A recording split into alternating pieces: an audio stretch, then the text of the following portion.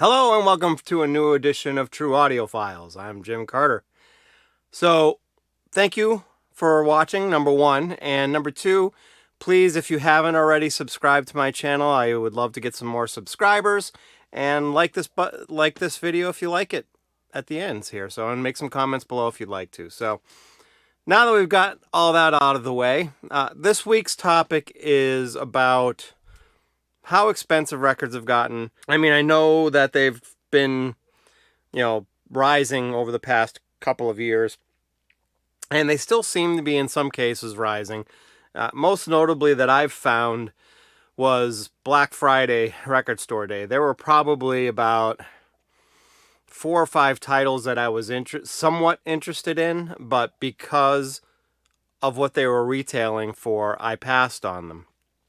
Now, the good news is I think that a lot of other people had the same opinion as me and were handling it the same way, because my local record store discounted pretty much every single one of those titles quite a bit, actually. And that happened probably, I want to say it was a little bit before Christmas, but it may have been right after Christmas. But regardless, we're talking like one of the ones, and I should have brought it out here, but it was the Lady Gaga, Tony Bennett live album. My local store had it for around $60-ish for 2 LPs. And that was just, way out of control. I normally have expected on Record Store Day for like double albums to typically be in the $45-ish, maybe $50 range. But when I saw that, I think my local store had it about 64, but I think the kind of the going rate was right around, 55 to 60 at least.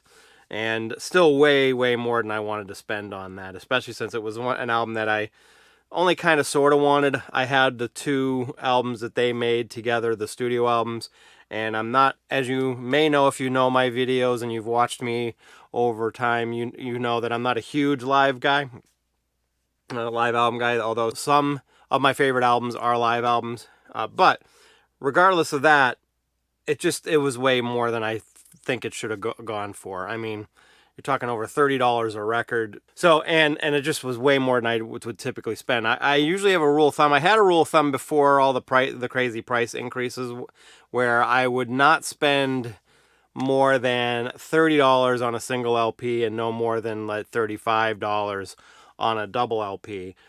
With some rare exceptions, like audiophile recordings for one, and number two, if it was one of my favorite artists and I really liked the album. But those are some pretty rare exceptions, because any other standard LP that I buy, that was kind of the rule of thumb. Like once it hit that $30 plateau, I generally didn't buy it if it was a single record, and if it was a double, it was like 35. I've now kind of upped that to like 35 and 40 now, somewhat.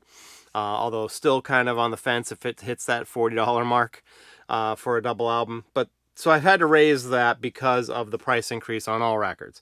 Luckily, there's still a bunch in the $30-ish range, $25 range, but there are still quite a few that are well over that. So, but anyway, going back to Record Store Day. So there was that. There was a special edition of the latest Red Hot Chili Peppers album, a cover variant on the Weeknd Dawn FM album, and Billie Eilish's last album. All were ones that I had a little bit of interest in, but they were just way, way expensive. I mean, we're talking $50 to $60 range for these albums, and that was just way too much. So that kind of prompted me to think about this some, and I've been looking at releases, and there are still quite a few that are going out there that are, now there seems to be a lot more that are close to $40 to $50 range all the time, and 50 and above for double LPs. And to me, that just kind of puts a stop to that, especially when I can get, especially for 2 reasons. Again, audiophile releases are kind of a different story, although the interesting thing is a lot of these standard releases are getting close to the same price as audiophile releases, and they don't generally come close to the audiophile sound quality.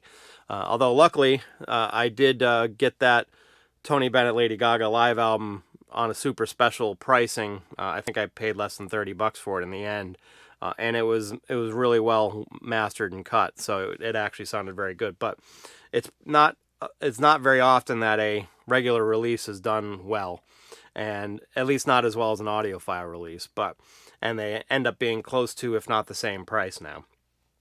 So that's kind of led me to this discussion that I'm having with you about, are you buying less records now because of that? You've got the new records that I just talked about, but then you've also got used records, which all of the used record prices have gone through the roof. I mean, back in the day before the big boom, you used to be able to get Fleetwood Mac Rumors for probably about $10, maybe $15 was an expensive price on it. Now I think they're $20 to $30 minimum for a used copy.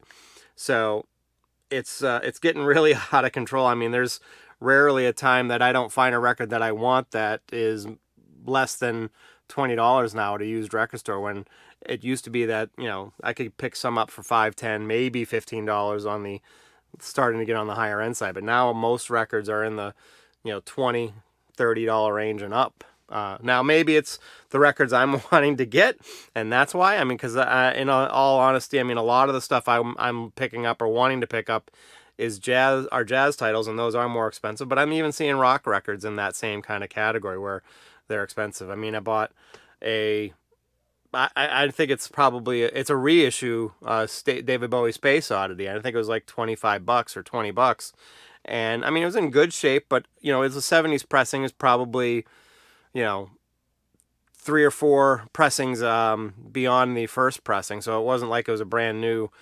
reissue or anything like that, or a first pressing. So anyway, so that leads me to this, where I definitely have decided.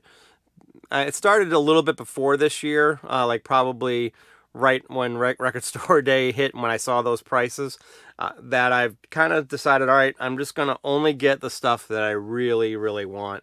And because it used to be that, almost every new release Friday, because all new music or new reissues come out every Friday, that I would go to the store, buy 2, 3, 4 albums and have those to listen to for the week. But I've cut that down now, and as you can see, I usually have stuff behind me for new items that I purchased this week.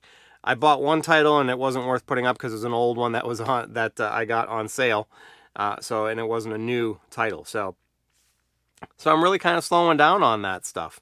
So, and not to mention the fact that one of the other things that was kind of bothering me also is the Blue Note Tone Poet series, which have usually been spectacular and really of super high quality, from everything from the mastering to the pressing to the jackets, all that stuff. And now they've raised the prices of them, and I used to get them for I think $26 to $30 or something like that on Amazon, and now I can't get them for less than I think $35 or $40 on Amazon. And quite frankly, the quality of the pressings have gone down. Most of the ones that I've got this year, although still better than your typical new releases, still had more surface noise than I've ever had on Tone Poet. So I think I've seen that on some other people in the vinyl community on their posts as well, that they've experienced that same issue. So,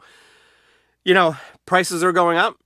And in some cases, it seems like the quality is going down, which is really disappointing. So, yeah, I probably have enough music to listen to for the rest of my life, and be able to listen to maybe 5 or 6 records a day for the rest of my life too. But as a collector and as a record enthusiast, it's a little bit disappointing to see that they're really starting to price things out of range for most people to buy.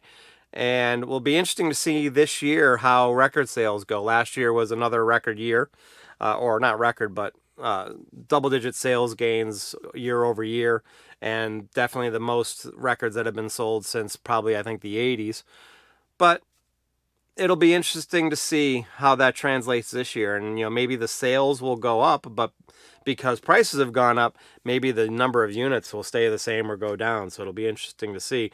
A lot of that's going to be very dependent on how good the titles are that are coming out this year. And if they come out with some great titles, then I guess it's not going to be as big of a deal. But anyway, I'd love to hear your take. Another aspect that I kind of avoided a little bit, but audiophile releases, they've gone all mostly gone up as well. Most noticeably over the past year. the high-end Analog Productions UHQR series. I mean, they went from $100 for single LP and $125 for the double LP, the 45 RPMs, to $125 for the singles and $150 for the 45 RPM. So they're actually around $25 more per record than the MoFi one steps. And you can argue, they're all analog and things on that nature, but when it comes right down to the bottom line, I don't think from a sound quality perspective that they're necessarily any better than the one steps. In a lot of cases, I would say, unfortunately, fortunately or unfortunately, there haven't been a one step and a UHQR that you can kind of go head to head and really compare.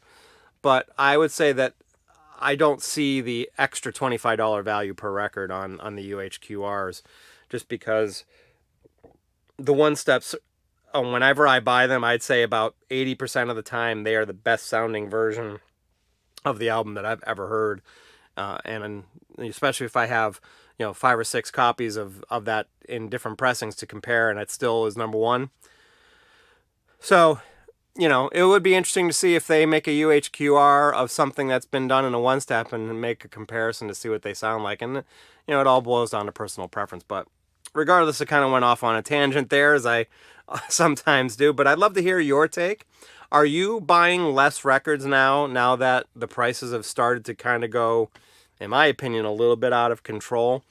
I'm starting to see that maybe in the audiophile realm too, where you don't have to jump on a pre-order right when it gets announced or it sells out. So that's not happening as often. So, but I'd love to hear your take. Are you spending less or not spending less on records? Because maybe you're spending the same amount, but buying less records. But are you buying less records now? Are you being more picky about your record buying purchases now that the prices have started to go more and more out of control over the past year or two? So we'd love to hear what you have to say. So please comment below. Let me know. Like the video. Hit the like button if you like the video.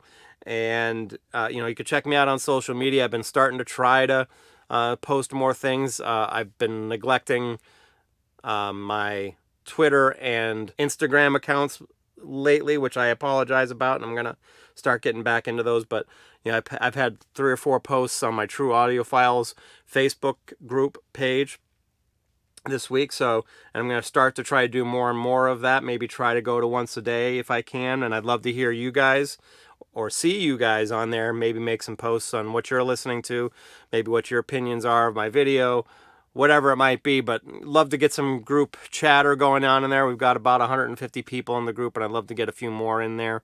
But anyway, that is everything I've got for this week. I hope you have a great rest of your week and day, and I will talk to you soon. Thank you very much.